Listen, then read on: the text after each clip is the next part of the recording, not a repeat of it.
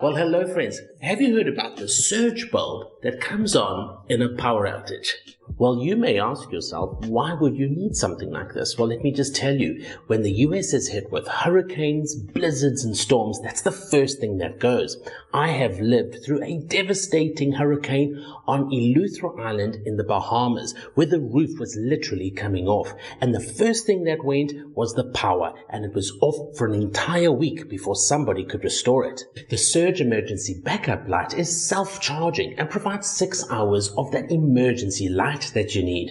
It's an LED and uses 80% less energy, and so that makes it energy efficient. So I know your next question, what is the lifespan of the bulb? Well, it's 25,000 hours. Now it operates with a standard light switch, and it's comparable to a 60-watt incandescent light bulb. The surge bulb lights up in 3 ways, using a normal light socket, the hanging hook that comes inside the package, or you could light the bulb by hand. Just think how you could use this in some fantastic magic tricks for school projects.